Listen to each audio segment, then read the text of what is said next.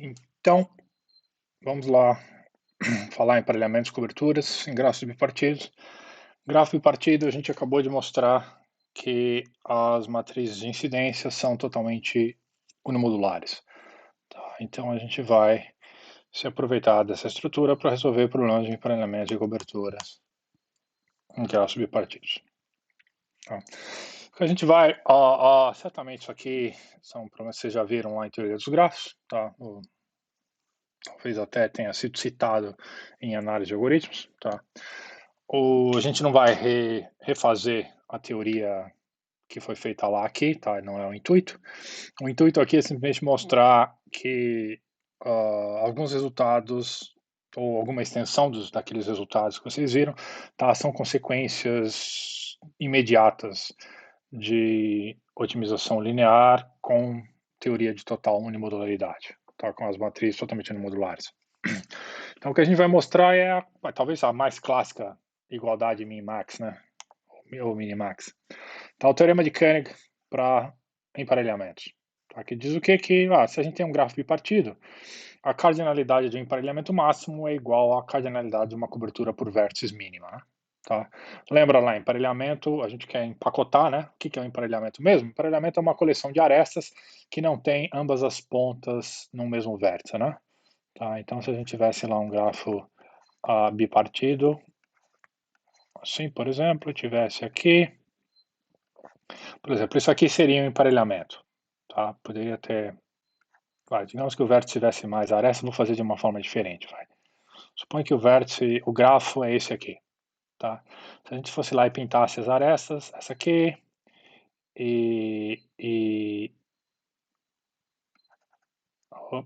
essa aqui, tá? Isso é um emparelhamento. Se a gente tentasse pintar essa aqui junto, não, isso aqui não é um emparelhamento, por quê? Porque esse vértice aqui estaria incidente em duas arestas do emparelhamento, tá? Então, mas se a gente pintasse aqui, isso aqui seria emparelhamento. Tá? Lembra, emparelhamento pode ser nenhuma aresta é um emparelhamento, né? Então, obviamente, a gente quer emparelhamento máximo. Tá? Todo emparelhamento máximo é maximal, nem todo emparelhamento maximal é máximo, né? Lembra lá como visto em teoria dos grafos e matemática discreta, tá? Esses conceitos. E cobertura por vértice significa o quê? Significa que toda aresta do grafo tem pelo menos uma das suas pontas dentro da cobertura, né? Essa é a ideia. Significa que os vértices estão cobrindo os arestas. Tá? Então, e exatamente por essas definições, vamos para a prova então, né? Tá? Por essas definições, o emparelhamento e cobertura, né? É claro que o máximo não pode ser maior que o mínimo. Tá? Significa o quê? Que cada aresta de um emparelhamento deve ter pelo menos uma das pontas na cobertura. Né? Tá? Então, pelo menos assim, a gente tem que ter pelo menos tantos vértices para cobrir todas as arestas do grafo, quanto arestas no emparelhamento máximo. Né? Talvez precise mais. Tá? E isso, em geral, é o caso em grafos não bipartidos. Tá? No caso, assim, se a gente tivesse um grafo não bipartido, tá? Por exemplo, vamos fazer um ciclo aqui, né? Vamos fazer o K5, clássico. Deixa eu ler. Tá? Aqui, por exemplo, a gente podia colocar essa aresta no emparelhamento, aí não pode colocar essa, aí pode colocar essa aqui no emparelhamento e não pode colocar mais nenhuma, né? Tá, aí vai fazer a cobertura. Bom, cobertura tem o quê? Tem que cobrir esse vértice aqui, para cobrir essa aresta do emparelhamento, e tem que cobrir esse outro vértice aqui para essa aresta do emparelhamento. Então tem que pelo menos duas. Mas aí tem essas duas arestas aqui que não estão cobertas, então aqui significa que a gente precisa o quê? Precisa de mais uma, né?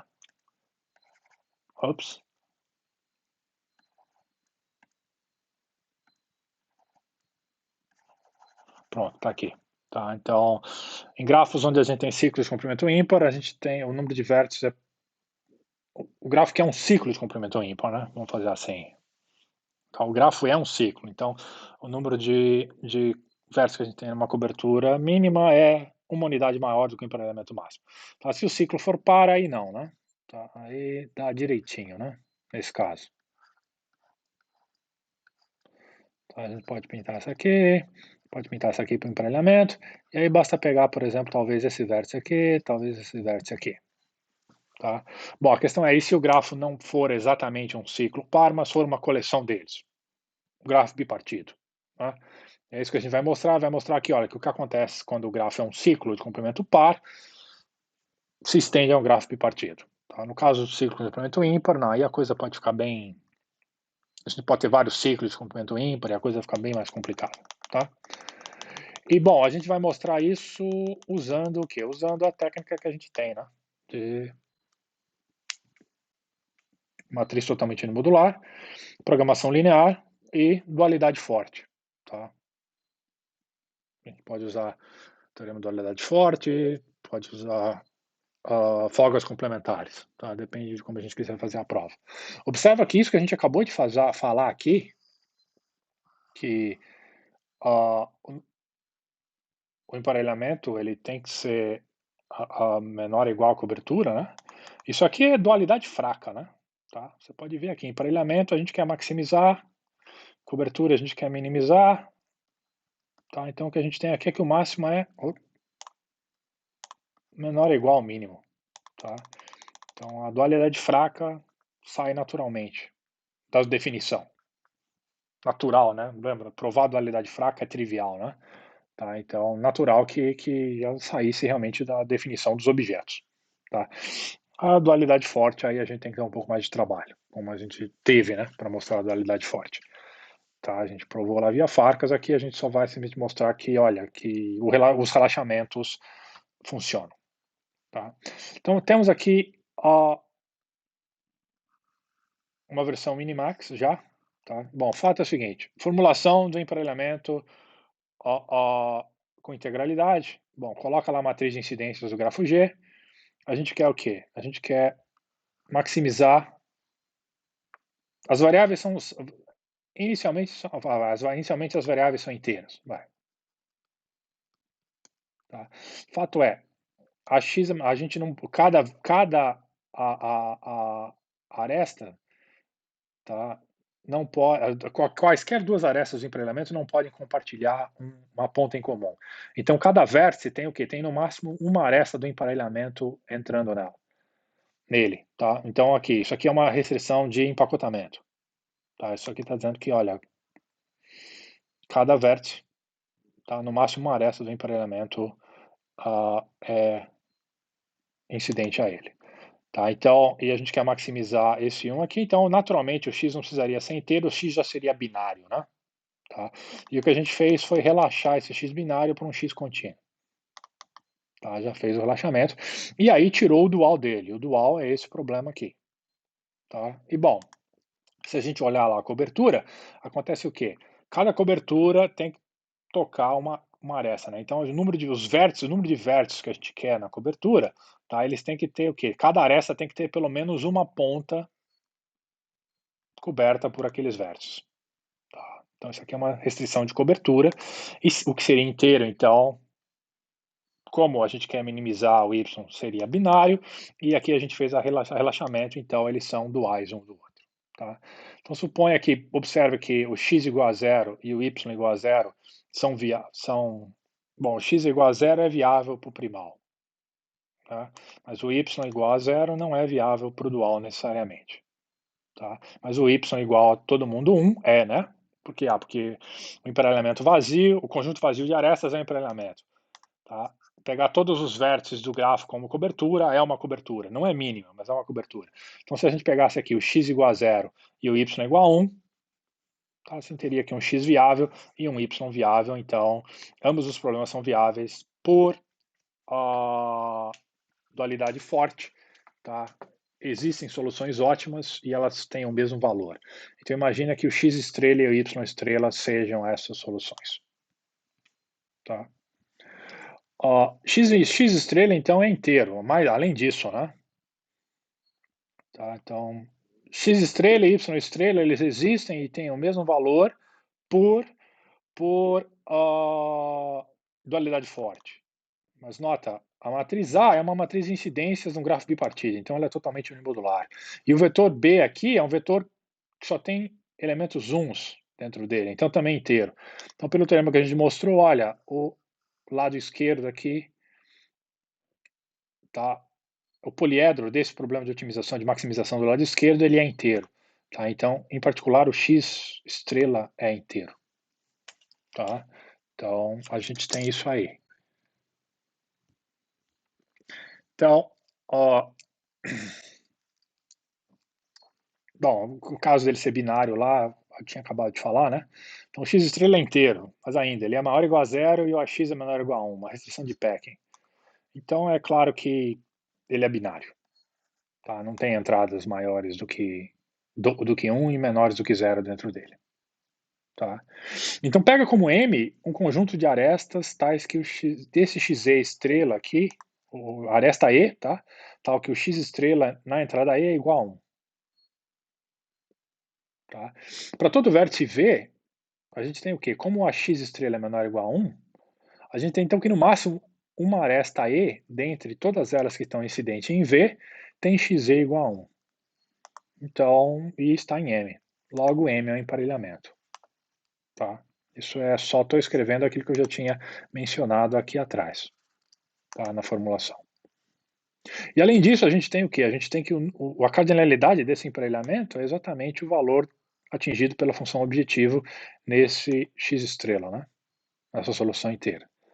Tá? Portanto, a cardinalidade é igual ao máximo do primal, do PL primal. Portanto, o M é máximo.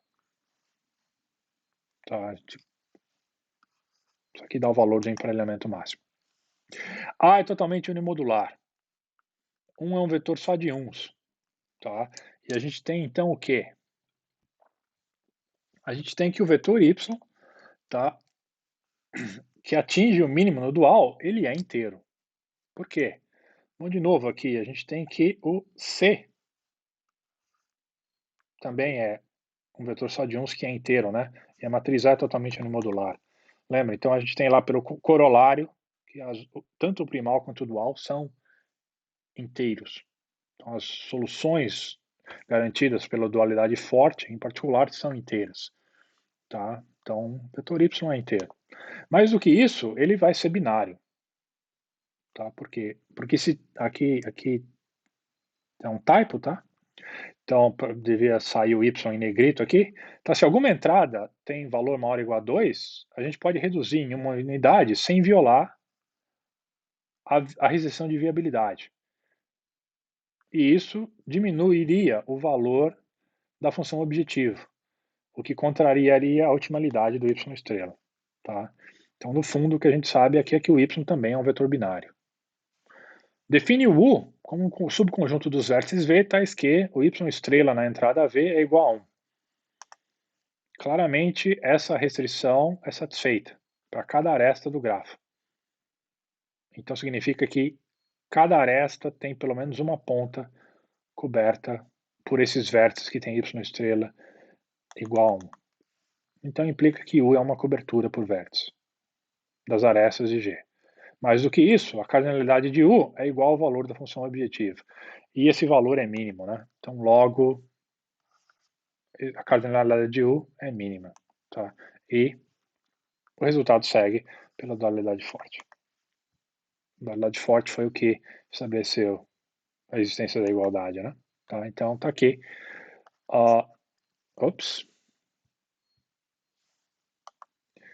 Cardinalidade de emparelhamento máximo é igual à cardinalidade de uma cobertura mínima em um grafo bipartido. Não é difícil perceber o que aqui?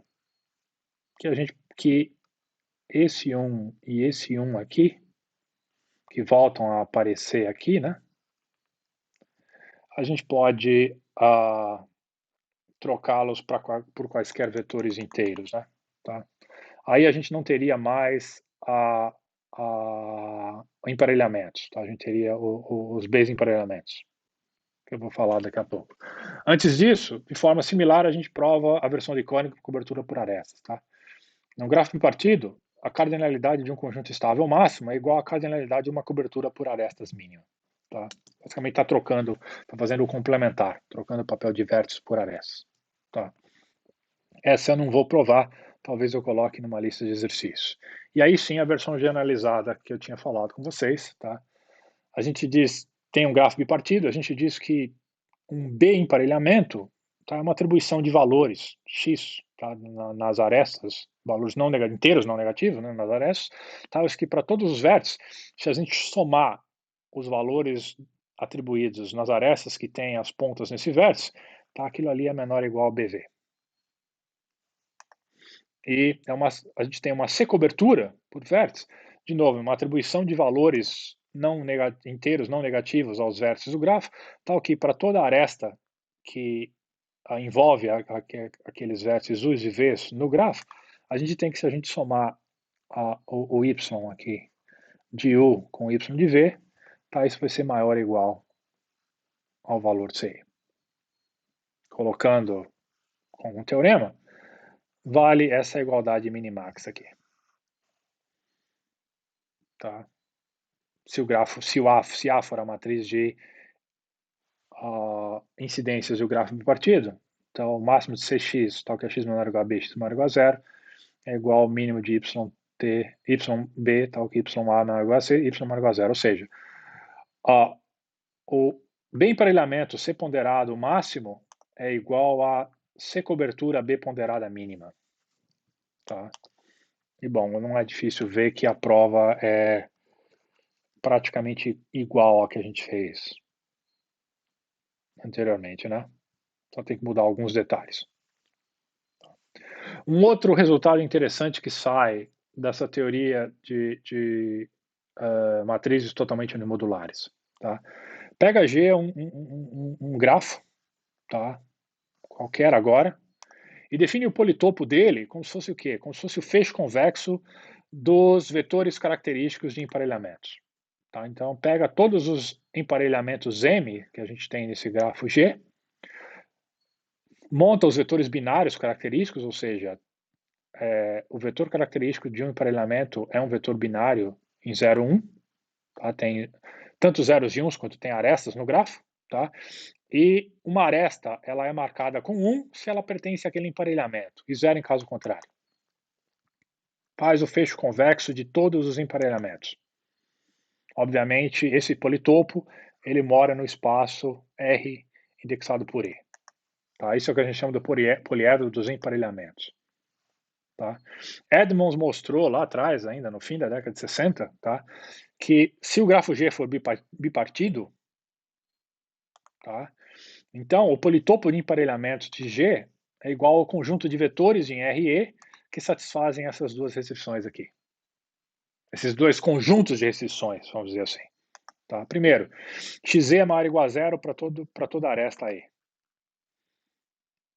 E para cada vértice V, se a gente pegar todas as arestas que são incidentes a E e somar o Xe, isso aqui vai ser menor ou igual a 1. Tá? Ou seja, a gente não precisa sequer declarar a integralidade do poliedro. Tá? O que ele está querendo dizer aqui é que, olha, no fundo, esse poliedro de emparelhamentos para grafo bipartido, ele vai ter vértices inteiros. Então, a gente pode resolver um problema de assignment, ou seja, um problema de a maximização ou minimização de uma função linear em cima desse politopo, a gente pode resolver como se fosse um problema de programação linear. Tá? E a gente vai obter uma solução que vai ser inteira no final. Tá? Detalhe, isso aqui vale para grafo bipartido. A prova é bem simplesinha. A gente já tem teoria suficiente para essa prova ser simples. Tá?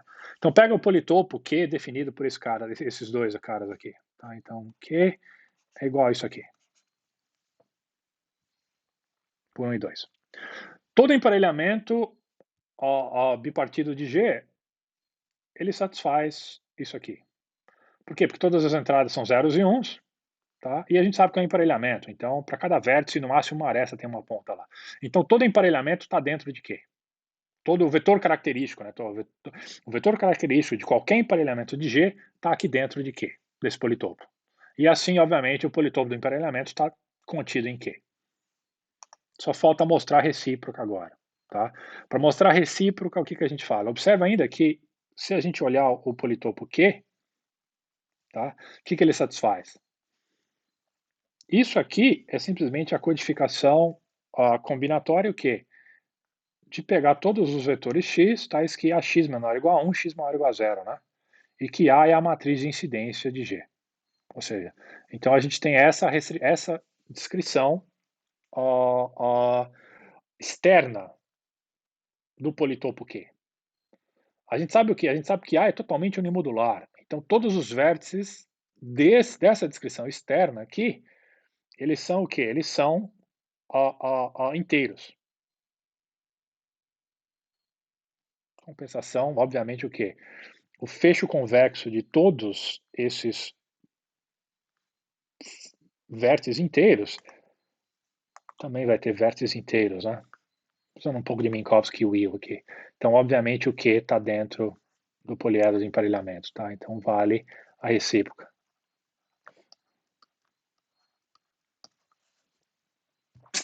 Então, e termina a prova. Então, eu vou deixar isso aqui. Tá? Então, aqui é bacaninha, né? Então, mostra que, olha, que com essas restrições aqui, tá? Esse politopo inteiro, é o politopo dos emparelhamentos. Então, todos os emparelhamentos estão aqui dentro. Todos os emparelhamentos são os vértices, na verdade, desse politopo. Tá?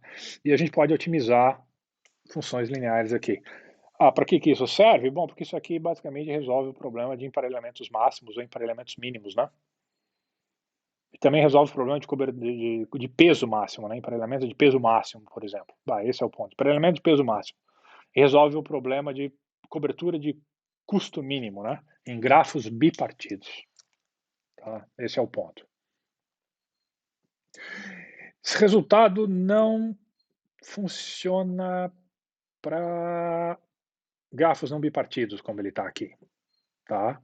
Mas pode ser estendido. Por que ele não funciona para grafo não bipartido? O que será que acontece aqui?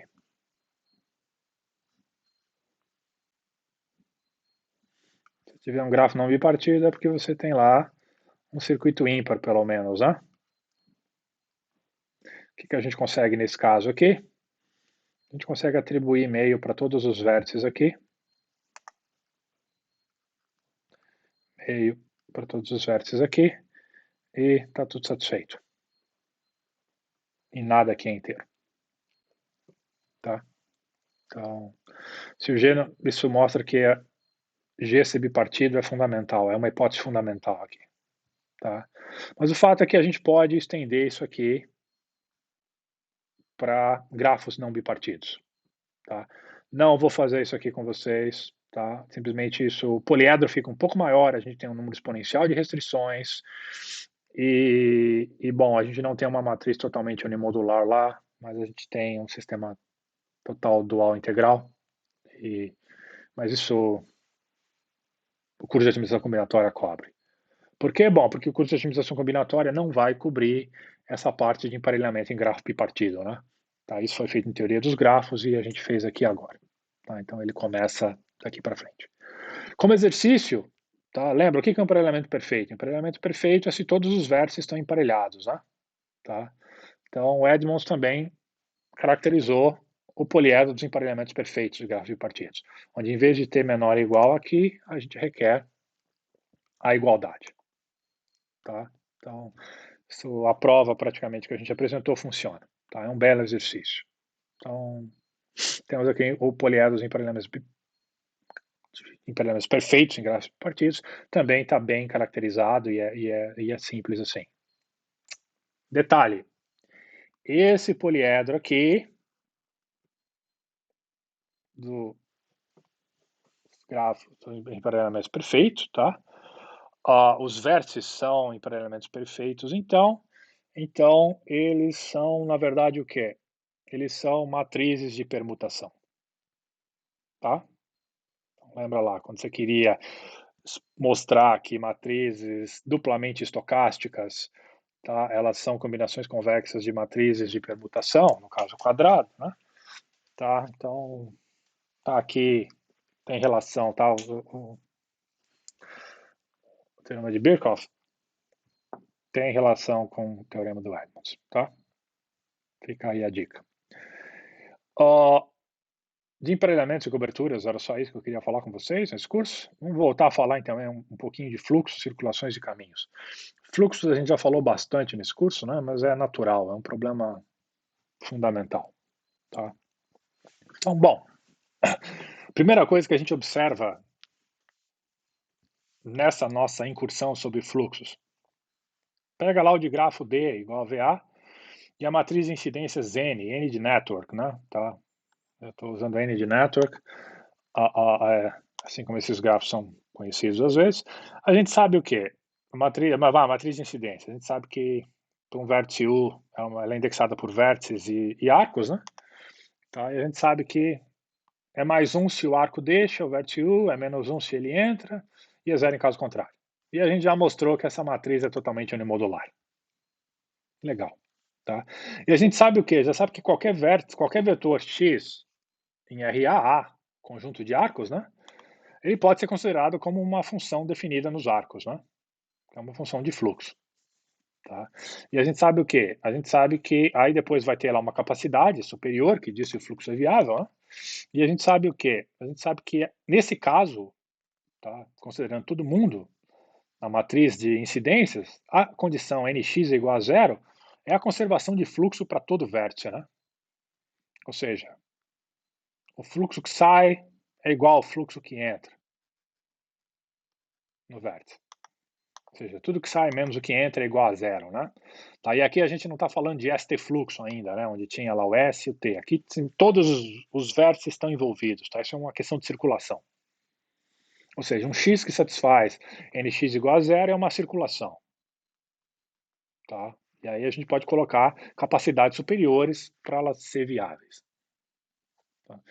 E é esse o teorema que a gente tem aqui. Tá? Se o D é um digrafo, a gente tem lá C e D. E imagina que assim, se existe uma circulação X em D, tá? Tal que X é menor ou igual a C e menor ou igual a D, a gente já está pegando o C e o D inteiros, tá? Então, existe uma circulação inteira em D.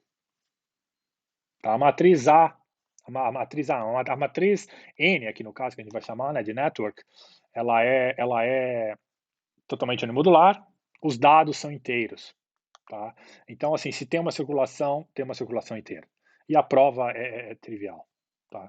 Se tem uma circulação que satisfaz isso, então, olha, a gente sabe lá que o politopo é não vazio. Tá? Se ele não vazio, ele tem pelo menos um vértice. E a gente sabe que como N é totalmente modular, esse vértice é inteiro. E esse vértice satisfaz as restrições. Simples assim. Tá? É trivial mostrar um resultado semelhante para ST fluxo. A diferença de ST fluxo para circulação é o quê?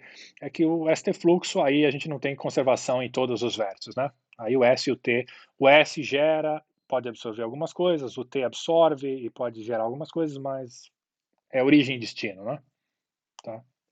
Então, de forma similar ao que a gente fez aqui, a gente pode provar novamente o teorema do fluxo máximo corte mínimo. Lembra o que a gente fez quando nós apresentamos folgas complementares? Tá? Que a gente teve, o problema do fluxo não, o problema do fluxo apareceu na primeira aula desse curso, como exemplo de programação linear. Tá? Lá a gente nem tinha requerido integralidade do fluxo, mas eu falei para vocês que não era um problema. Tá? Que se os dados fossem inteiros, a gente garantia a integralidade do fluxo máximo. Tá aí a prova. Ok? Fizemos a prova disso. Depois a gente lá introduziu a questão do corte mínimo, quando a gente estudou folgas complementares. E a gente viu que, olha, que o corte mínimo é uma condição necessária e suficiente, né? Porque é um primal dual, né? Tá? O fluxo máximo, mediante uma capacidade C, é igual ao corte mínimo. A capacidade do corte, a capacidade mínima de um corte. Tá? Dado que ambos os problemas são viáveis, né? Que em geral é o caso.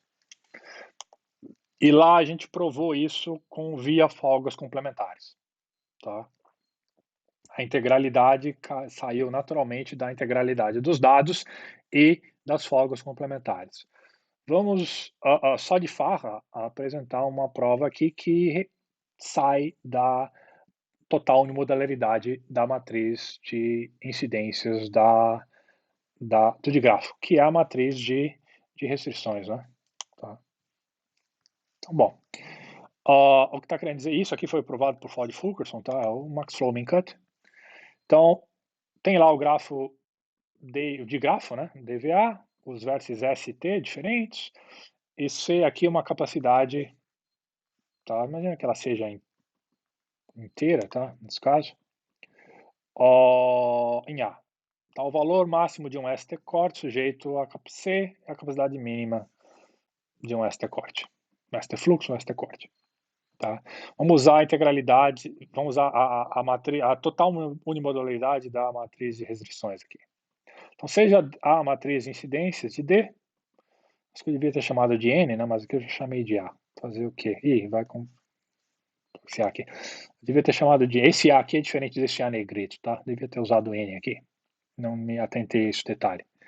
Então, eu vou mudar isso aqui depois nas notas. Então, a linha aqui nesse caso pega a linha como matriz resultante das emoções do quê? Dos vértices S e T. Por quê? Porque a gente não tem conservação de fluxo nem em S nem em T.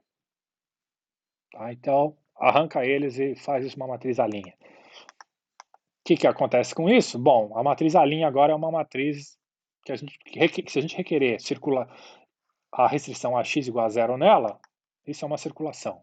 E pega a W como se fosse a linha de S, que está simplesmente codificando todos os arcos que estão saindo e os arcos que estão entrando em S, digamos assim.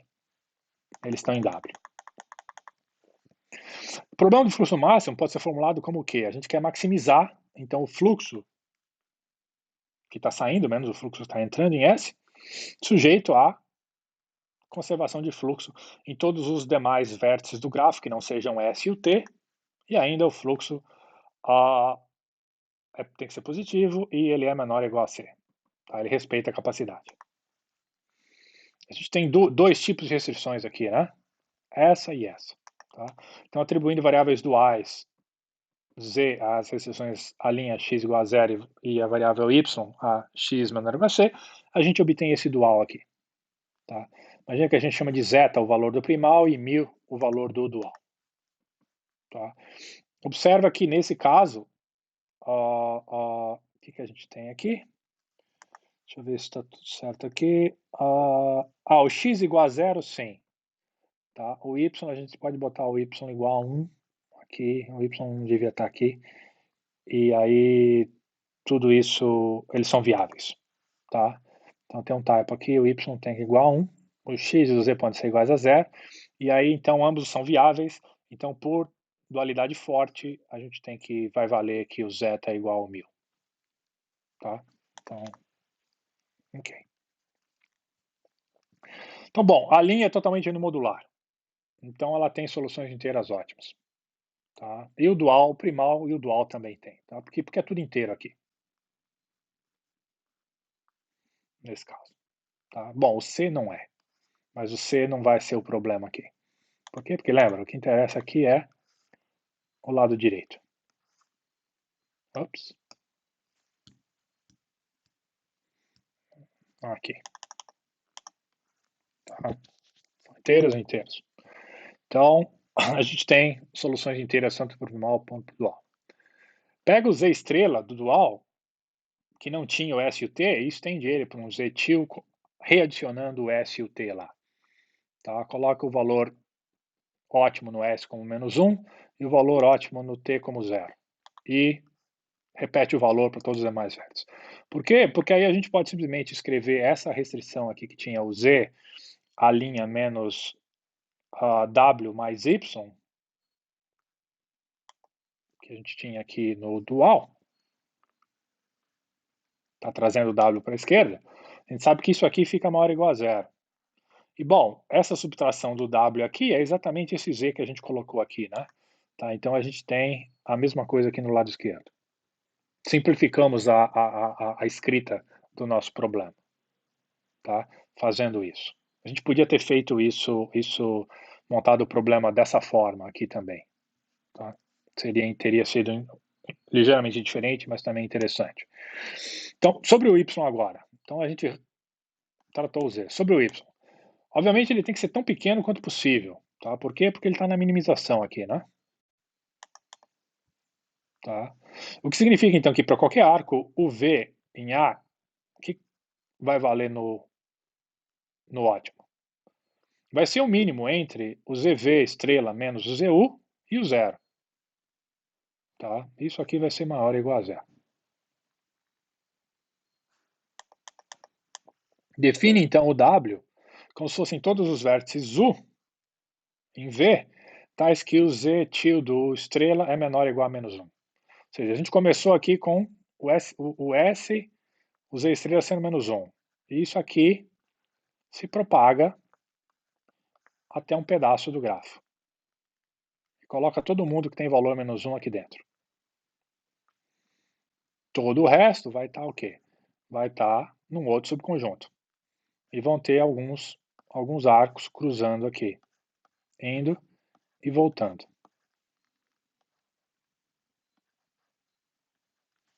Tá? O que a gente tem que mostrar?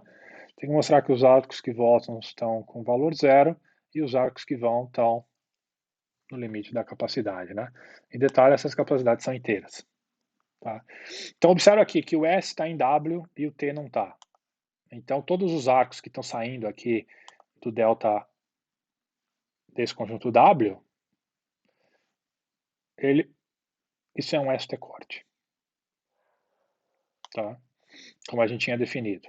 Então, como o Z estrela é inteiro, a gente tem que o YUV que é maior ou igual a ZV menos o ZU, são estrela, ele tem que ser maior ou igual a 1. Né? Tá? Se ele não é zero, ele tem que ser igual a 1. E ele não é zero por quê? Olha, porque a gente pegou os vértices que estão saindo, e os vértices que estão saindo, a gente deixou todo mundo que era menor ou igual a 1 de um lado, então significa que todo mundo é maior do que -1 do outro. Tá? Então, o próximo valor que é maior que -1 inteiro é zero, né? Então, aqui todo mundo tem -1, aqui todo mundo tem o Z estrela como zero.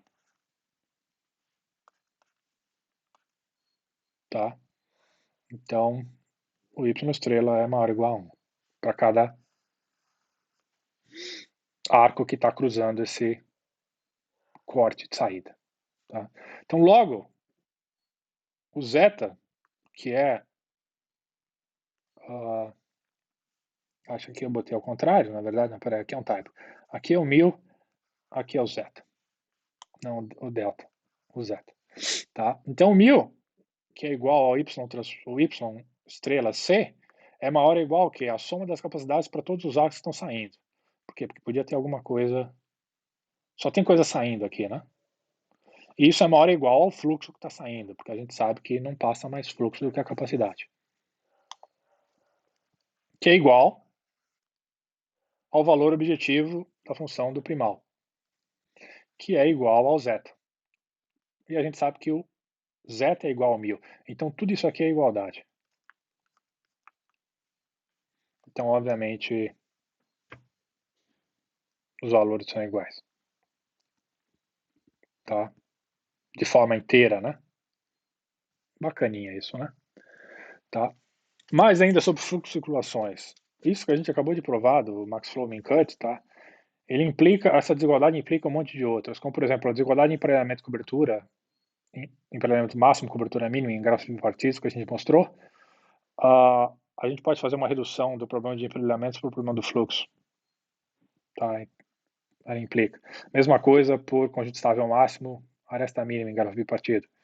Número máximo de ST caminhos disjuntos, tá? A gente pode ter lá a origem, pode ter lá um destino, e a gente quer lá uma coleção de caminhos disjuntos, por exemplo, nos vértices ou nas arestas. O número máximo deles é igual à cardinalidade de um corte que separa, mínima que separa S e T. Tá? Isso é o resultado de Menger. Talvez você tenha visto lá em teoria dos grafos. Tá? Ou até mesmo caminhos mínimos, tá? ST caminhos mínimos, um grafo, agora falando que você tem caminho de custo mínimo, tá? E potenciais máximos. Agora já utilizando um pouco de teoria de potenciais, de polaridade, não potenciais, de polaridade, tá? Mas também é implicado por Max Flow Min Cut, tá? E vários outros. A gente não vai entrar em detalhes aqui, porque tem um curso para isso. Mas é para você saber que todos esses problemas são polinomiais por causa da estrutura que a gente viu aí atrás, tá? Para terminar a esse tópico dessa sessão, indo um pouquinho além, né? Integralidade dual total, ou total dual integralidade, tá? Que é o TDI. Lembra que o total unimodalidade era a condição suficiente, né? Tá?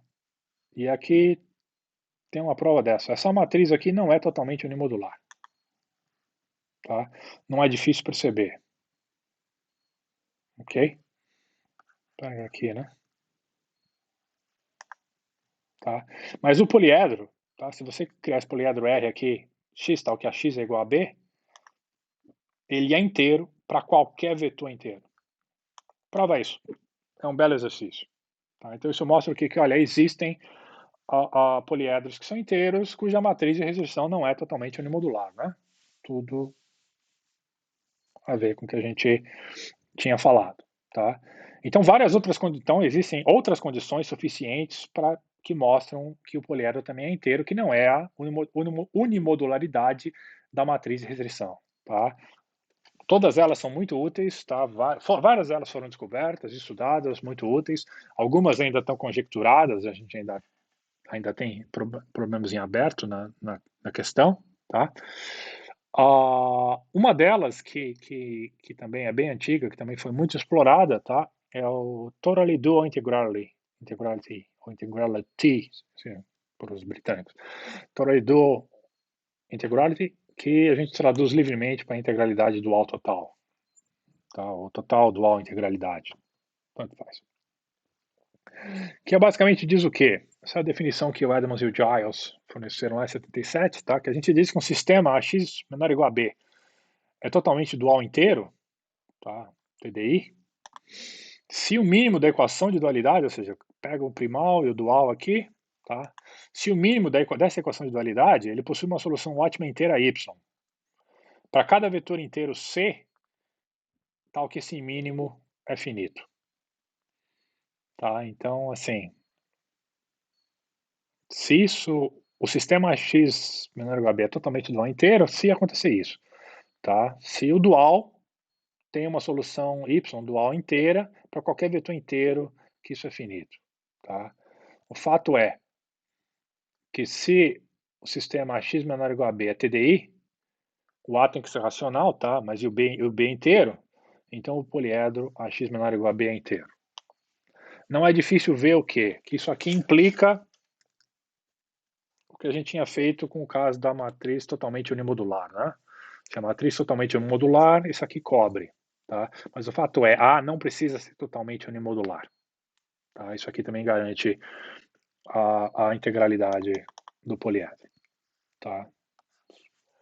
Total dual integralidade extremamente útil em problemas de emparelhamento em grafos gerais e nossa, vários outros, como os problemas de orientação e arborescências mínimas e por aí vai. Tá? Problemas envolvendo matroides e funções submodulares, e a gente não vai entrar nesses detalhes aqui. Tá? Detalhe, a integralidade dual total não é uma característica do poliedro, tá? Mas da representação. Fato é que se a gente tiver um poliedro lá inteiro, a gente tem uma representação que é total dual integral, mas a gente pode representar esse poliedro de uma outra forma que a representação não vai ser total dual integral. Tá? Então, a coisa fica um pouco mais difícil de usar do que uma matriz totalmente unimodular. Tá? E, bom, finalmente, para terminar esse pedaço, tá? Além de total unimodularidade, né? Bom, a menos que o P seja igual a IP, tá? Os relacionamentos lineares que a gente usa para garantir a integralidade das soluções, eles são exceção e não a regra. Tá? Claro que se P for igual a NP, a gente viu programação inteira é NP difícil, né? A versão de decisão NP completa. Então, se P for igual a NP, a gente vai ter algoritmo polinomial para todo mundo, que a gente consegue formular com programação inteira, então, virtualmente para todo o problema de otimização combinatória. Tá? Dificilmente isso vai acontecer. Tá? Então, mais ou menos o consenso é que P seja diferente de NP, mas bom, então, basicamente, a integralidade poliedro é regra, não exceção. Então, ou seja, a maioria dos relacionamentos contínuos, eles vão introduzir soluções fracionárias e com isso eles vão introduzir os duality gaps. Tá? A gente vai perder lá a dualidade entre o primal e o dual inteiro, tá? Porque aquelas igualdades só vão valer entre os problemas lineares ali no meio. Tá? De qualquer forma, os relacionamentos lineares, tá? Eles são usados para desenvolver algoritmos de aproximação, por exemplo. Tá? Eu vou apresentar ainda um com vocês ao longo do curso. Bem simplesinho, para a cobertura a mínima de vértices em grafos não bipartidos. Tá? Um algoritmo de 2 aproximação. É bem simplesinho. Determinar, por exemplo, limitantes inferiores ou superiores para serem usados em métodos de branch and bound. Você está resolvendo seu problema de programação inteira via métodos branch and bound. Se é maximização ou minimização, você vai tentar determinar lá métodos superiores ou inferiores, usando basicamente um relaxamento linear. Tá? E você pode tentar fortalecer, você pode usar um relaxamento linear para tentar, um programa linear para achar planos de corte para a sua descrição poliédrica relaxada e com isso tentar fortalecê-la, tá? Algo que chama cutting planes, um framework de branch and bound. Eu não vou explicar agora o que isso significa. Tá, isso é um curso de programação inteira, cuida disso. Se a gente tiver um pouco mais de tempo nesse curso, no final eu volto. Eu vou mencionar um pouco de planos de corte quando eu falar do método dos elipsoides. Tá? Então eu falo do cutting planes, planos de corte lá. Tá? Branch and cut, acho que só num curso de programação inteira. Tá? Não vai dar tempo de falar isso nesse curso. A gente tenta, para tentar mensurar, caracterizar do Euler gaps, tá? Tentar medir do Euler gap e ver se a gente acha uma instância que produz aquilo, aquele intervalo. Tá? Estudar a complexidade de extensão de poliedros. Tá? Por exemplo, obviamente, então, se o problema tem um problema IP difícil, tá? Então a formulação inteira dele vai ser difícil de resolver. Então o relaxamento vai ser ruim, vai ter soluções fracionárias, tá? A gente pode tentar fortalecer, colocando planos de corte ali dentro. Bom, quantos planos de corte será que a gente vai ter que colocar? Talvez a gente tenha, se o problema for MP difícil, a gente vai ter que colocar muitos, tá? Potencialmente um número exponencial de planos de corte, tá? Mas às vezes não. Às vezes tem alguns problemas que são polinomiais, mas cuja descrição poliedral, a princípio, ela é exponencial. Eu vou mostrar um desses para vocês de novo quando a gente estiver lá nos métodos elipsoides. Tá? A própria árvore geradora mínima funciona. Emparelhamento em grafos não bipartidos também. Tá? A gente tem lá uma extensão que é exponencial. No fato de árvore geradora mínima, a gente consegue, utilizando umas variáveis extras, a gente consegue uma formulação que é polinomial. No caso do emparelhamento, não tem como fazer isso. Emparelhamentos em grafos gerais. Tá? Apesar da gente saber resolver o problema em tempo polinomial, que é muito interessante. Mas isso são todos detalhes já muito técnicos que não fazem parte desse curso. Tá? Mas, então, a moral da história, lembra assim, às vezes você tem um problema que requer que algumas variáveis